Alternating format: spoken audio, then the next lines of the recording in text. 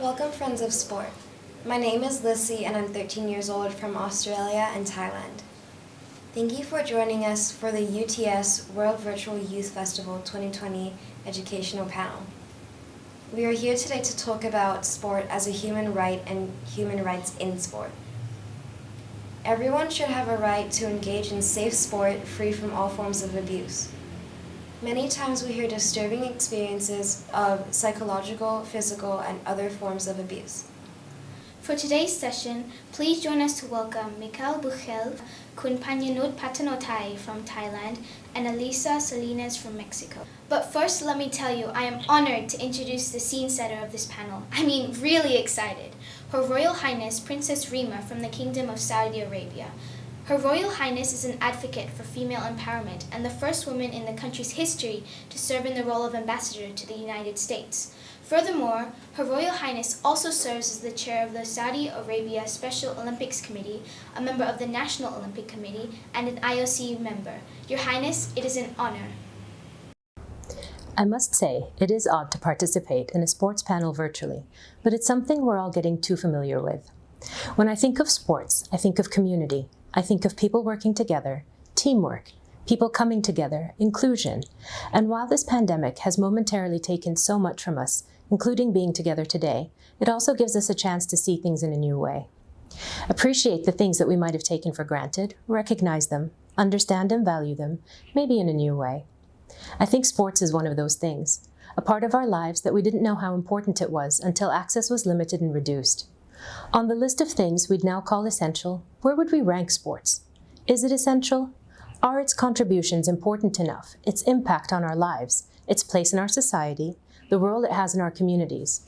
Is it vital? Is it necessary? Is it indispensable? If we didn't know the answer before this pandemic, we now do. Sports is essential. Sports is critically important, and as this panel will discuss today, sports, I believe, is a human right. Before I became Saudi Arabia's ambassador to the United States, before I was a member of the International Olympic Committee, I was the deputy director for Saudi Arabia's General Sports Authority and the first woman president of the Mass Participation Federation. Now, I'll be the first to admit I'm not really an athlete, at least not a world-class one. But sports, exercise, activity, it's always been an important part of my life because of my children. But until my work with the Sports Authority, and now the Olympics, I never understood how important sports was to our communities and our society. But as someone who's worked to increase access to sports, including underserved and disadvantaged communities in sports, it has become such an important part of my life because I've witnessed firsthand the life-changing power and influence sports can have on the lives of people, the positive impact, both physically and mentally, that team sports can have on children the very moment they cross a field or step on a court. When I was given the mandate to develop sports and sports programming and involvement into greater access to physical activity for Saudi Arabia's young girls and women, both in schools and in their communities, it was something far larger than just being able to participate in sports, to play football at school or watch a football game in person, in a stadium. Although all that is important, the true value of greater inclusion and diverse access to sports is that through expanding this access, especially to disadvantaged communities, we use the power and capacity of sports to enable young people to more fully realize their potential, not only in sports, but through that, fully realize their potential in life. Think of it this way. Do we consider education a human right? Physical health? Emotional well-being? What about the freedom from isolation, from poverty, or from social integration? We do. These are what make up a healthy life, a life of opportunity, a life with ambition and aspiration, a life that can reach its potential and contribute to the health of one's family and our surrounding communities. And what tool is available to us? And should we allow it to be more widely available to us? No matter our gender, our geography, our economic status, a tool that can reduce our isolation, build ties between us and others, increase our physical, emotional satisfaction and well-being. A tool that can help us better communicate and engage with one another. Simply sports. So let there be no doubt, sports should be a human right. And those ideals we value, those human rights we want for ourselves, for our children, for our neighbors' children, those human rights are in sports as well. I believe there could be no more important time for this conference and this panel, and I thank you for the opportunity to participate. This is certainly the time for all of us to be united through sports. Thank you, Your Royal Highness, for your inspiring words. Truly, you are a role model to us. I would like to welcome the first panel speaker, Mr. Michal Buchel, former ice hockey professional, the CEO of FIAS, the International Samba Federation, and also AIMS Council member. Mr. Buchel, our question is, how can sport be a catalyst to improve human rights worldwide? Thank you for inviting me to be a conference panelist. It is an honor, but moreover, it is a responsibility to share the best practices related to human rights with the colleagues and audience while we are still witnessing human rights violation in certain form. Sport has this amazing, unique way of making a positive impact on society. We all understand that nothing is all sunshine.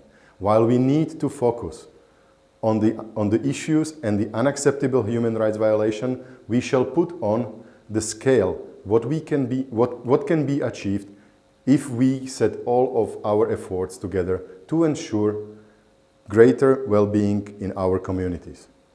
At the same time, we want to bring eyes and ears of the world to places where the population has been standing alone, and with the sporting events, we not only create awareness, we must create realistic positive change. Human rights provide a framework to sustain the positive impact sport has on society. The Universal Declaration of Human Rights had all countries unite to recognize that all people share fundamental, inalienable rights. Unfortunately, over the last 70 years, since it marked, the human rights agenda is losing ground, constraints, and there are places where the total denial of human rights still exists. Many rights violations persist, including torture, detention without trial, gender inequality, sexual violence, harassment, racism, and xenophobic intolerance. We have all witnessed over the last months various movements, public protests, and voices being raised as such needed call to action. Human rights ensure state sovereignty to help societies grow and be resilient, empower women and children, advance development, prevent conflict, and ensure equitable world. The Olympic movement's obligation and duty is to ensure human rights violation do not continue without repercussions, responsibility, or without focus and support given towards to these issues. We all witnessed in Rio 2016 the first ever Olympic refugee team of 10 as one example showing the strength of sport to address the human rights. The benefit of sporting events can be political, social, cultural, or economic in its nature. Even can also promote human rights and social causes through the way that they are planned and delivered all the way down to the voice of athletes. For example, when considering accessibility issues, more attention is now being given to sport events to ensure a more inclusive and positive experience to be available to a wider range of people, both athletes and spectators. This strategy to consider accessibility will also bring positive, lasting legacy change in society view of behavior.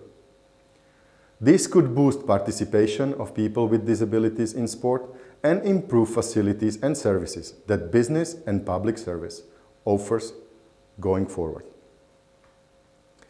Through the United Nations Sustainable Development Goals, there are increasing focuses on connections between sport and development. The contribution of sport to SDG can include promotion of health, well-being, or improve and develop the local infrastructure and strengthen the basic human rights in general. The blueprint of UN SDGs gives sport the perfect roadmap to also implement other important goals into the framework of sport events such as promoting equity and working together towards peace promotion. Very interesting and thought-provoking. Thank you, Mr. Buchel. You are the CEO of a martial arts sport which is IOC recognized. Mr. Buchel, we know you advocate towards learning from the past. What is being done and what needs to be done towards protecting human rights in sports?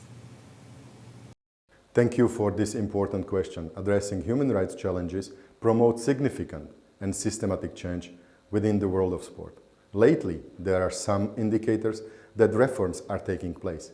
Historically, the IOC Agenda 2020 commits to ensuring respect for human rights, and we have seen FIFA and Commonwealth Games make the progress in recent years.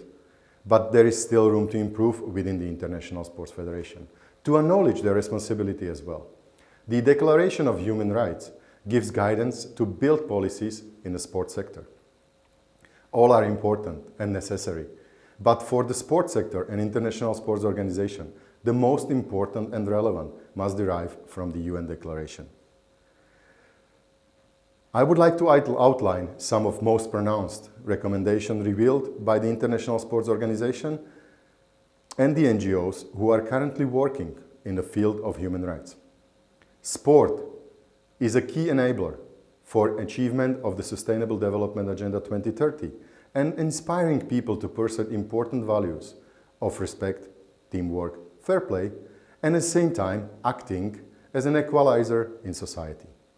Sport has the power to inspire and to unite people of all nationalities, irrespective of gender and ethnicity. Policies to address human rights in sport need innovative approach to reflect the diversity of sport. Any type of an employment relation requires to be protected by the fundamental principle and rights at work. Social dialogue is based on respect for freedom of association and the effective recognition of rights to collective bargaining, depending on the context and tradition of each country. Important advance has been made towards to promote gender-balanced sports environment. The action and policies preventing and addressing discrimination, violence, and harassment in sport should strongly prevail. The organization must ensure that they have proper practices in place to be socially responsible. Sport and human rights are much connected. The basic criteria for international federation and relevant stakeholders should create an enabling environment to promote decent effort in the world of sport, and we can conclude with the most important among them. Ideally, human rights in sport should first generate equal opportunity and provide equal condition of work for athletes, including gender equality, monitoring, evaluation, and accountability. They should protect athletes from acts of violence, racism, abuse, and discrimination at all times through education programs. The third one, they have to develop innovative personal development and lifelong learning programs through engagement with athletes to protect and advance their physical, mental, and social well-being. And the last one, they should enforce and when necessary reviewing existing law and practices and sustainable protection and safeguarding the rights of children and young people to participate in sport. But the ideals and ethics of sport always hits their limits in the current reality of society. I personally believe that we can all do more, but we must do it together by supporting each other to get there. We cannot do it alone. I invite all international federations to unite towards making an even greater effort to ensure that as minimum we do our best to protect the rights of our athletes, the rights of our youth. Thank you so much for that powerful insight. Now I would like to introduce Ms. Phunyanuch Pattanotai, who is the country manager of NGO Right to Play. Right to Play is harnessing one of the most powerful and fundamental elements towards development in every child's life, the power of play. Ms. Pattanotai, Right to Play works extensively to give youth access to play and sports as a basic human right. What do you feel through the work you do at Right to Play are aspects of human rights that are often overlooked and not given enough attention to or consideration? What do you feel through the work you do at Right to Play are aspects of human rights that are often overlooked and not given enough attention or consideration? Play is at the heart of every child. Article 31 of the UN Convention of Children's Rights, it's actually stated really clearly that every children has a right to play. But in our society, and from our experience working with children, play is often something that people overlooked or perceived it as something that are not as important, as a waste of time. And especially when we talk with people in the context that other necessarily means in life or are really important. So many children, parents are asked to help them to work, to earn a living, or helping to look after their sibling. But actually, no matter what form of play, whether it's going to be sport, free play, creative play, whether it's drama or art or games or anything, is actually really powerful, and we as an adult, we own it to the children. We all believe in the transformative power of play to educate, empower, and protect children living in disadvantaged communities.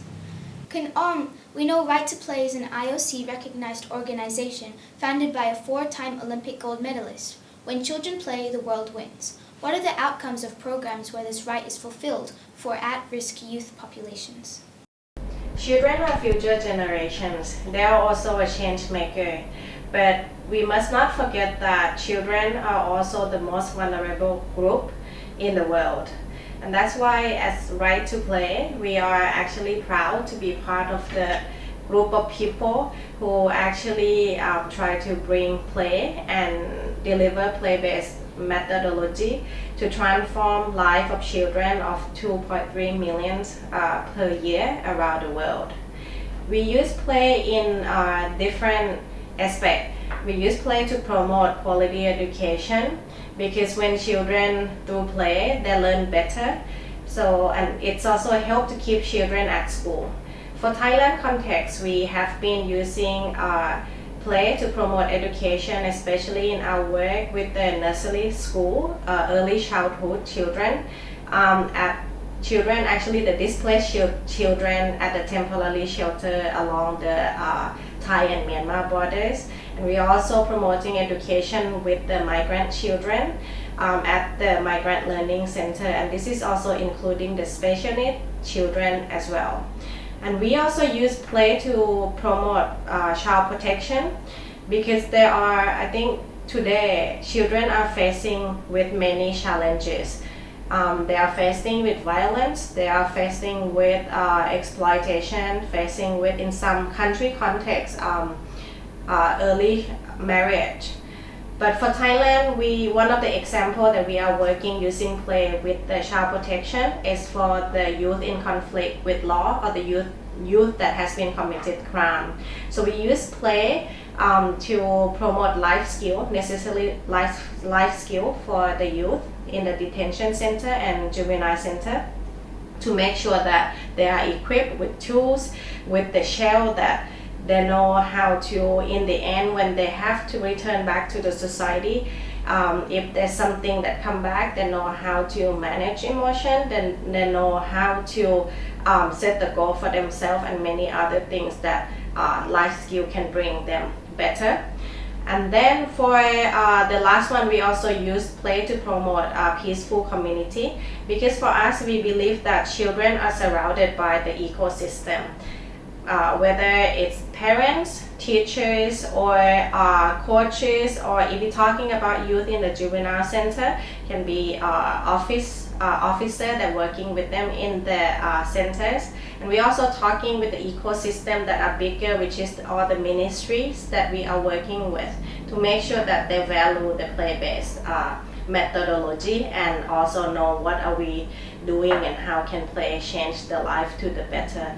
And the last thing is that we value the meaningful participation of the children, because we believe that in our society sometimes children's voice are not heard, and also their participation are also often unvalued or overlooked.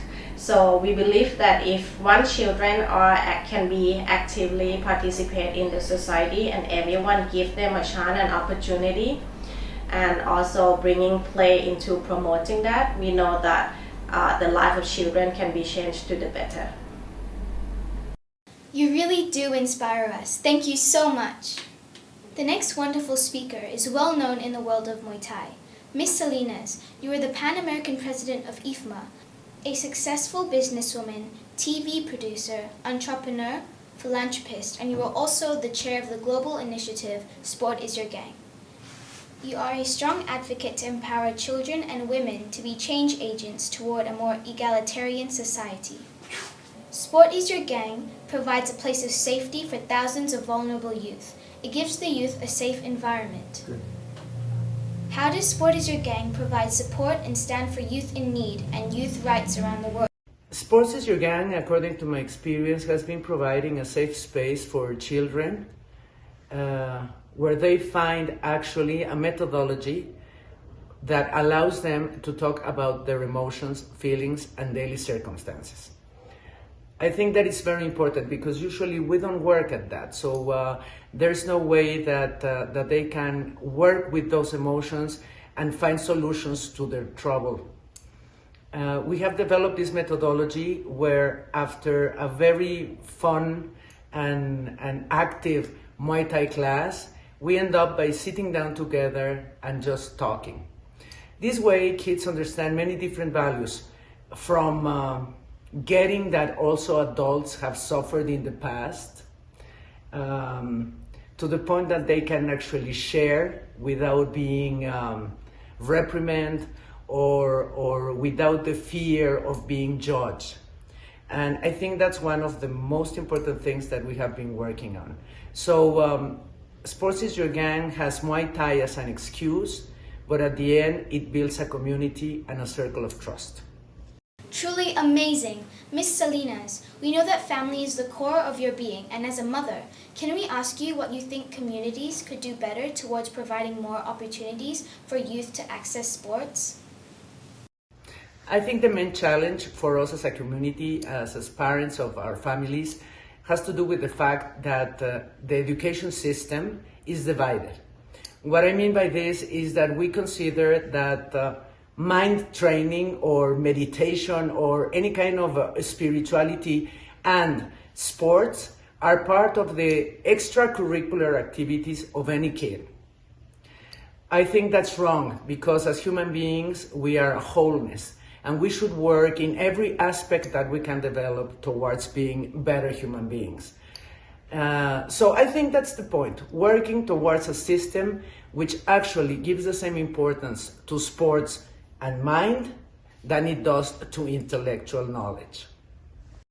Thank you for your insights. I think we all have a deeper understanding and we all agree that human rights provide a framework to uphold our proposition and that sport has a positive impact on our society. A huge thank you to Michal, Queen Pattanotai, and Elisa.